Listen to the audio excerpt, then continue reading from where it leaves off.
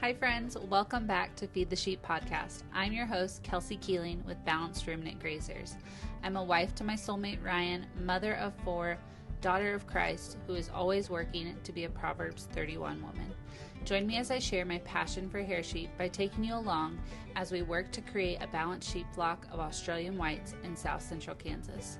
I hope these episodes and conversations not only educate you, but inspire you to add our sheep to your farm someday. Now let's get to talking sheep. Hi guys, welcome back to the second episode of Feed the Sheep podcast. I'm so excited to have you guys here. I'm so excited to be starting to film these 100 episodes and just put this into motion. And yeah, so let's get into it. We're continuing on about our 5 things that you need to know before getting sheep.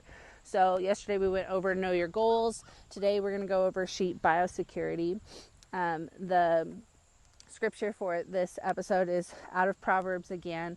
I tried to get all these scriptures to kind of be, about your path, about your goals, and this one fits right along in there. So it's Proverbs chapter 16, verse 9, and it says, "The heart of man plans his way, but the Lord establishes his steps." So I really like that one. Okay, so sheep biosecurity.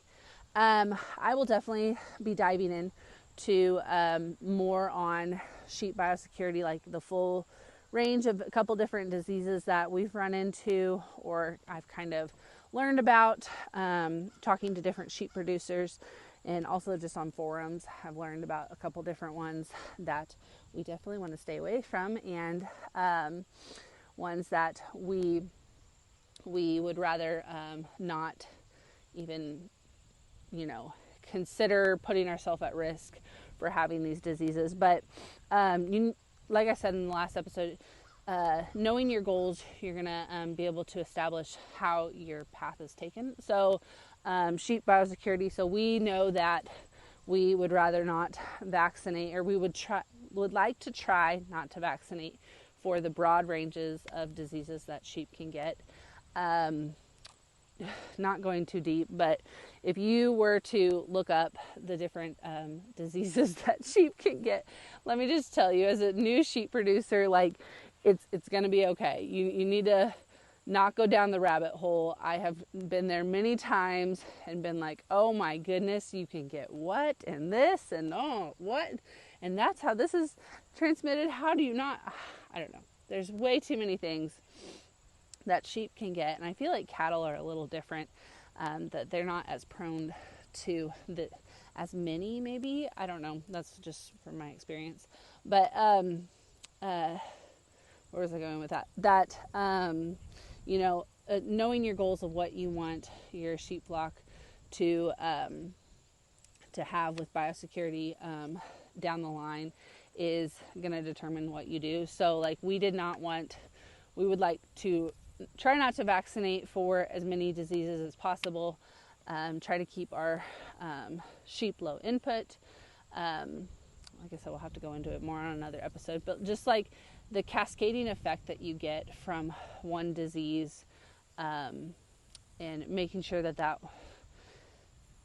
I don't know how to explain it the best, but making sure that you don't introduce one disease and then you have the effects from that going into your breeding cycle, and trying to make sure that you are compensating to not have that disease, and then it turns into a slippery slope is what I'm trying to say.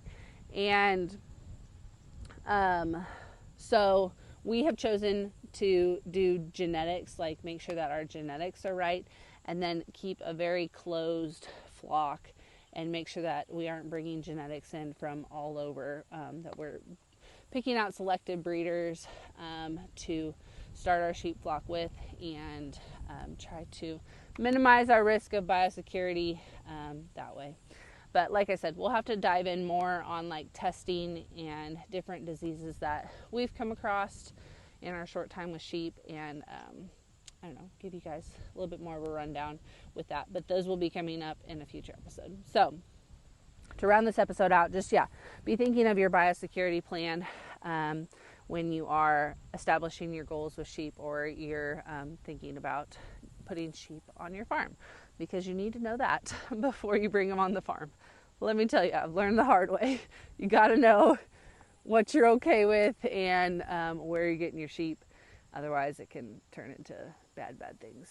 Like I said, I'll have to go into that on another whole episode. To give you guys a brief overview of what happened, we went and got our sheep from a producer that we thought we were in line with, got to the farm, and they were feeding a little bit more grain than we would like, and there was a couple different like little red flags, and super nice people. Ended up, they were just, telling us all this information, which was great, but they sent us home with sheep that had a disease, and we got home, did our own research, and realized that we did not want these sheep on our farm, and ended up sending them back to the farm within a week. Thank God the people took them back. Thank goodness, it all worked out. But it's just a hard lesson learned that we had, and I want to be able to help other people make sure that they don't have those mistakes. So that's another reason why I started this podcast. But okay, I rambled enough. Next episode, we'll be going over research breeds. So I will see you guys in that one, and we will see you tomorrow. Okay, bye guys.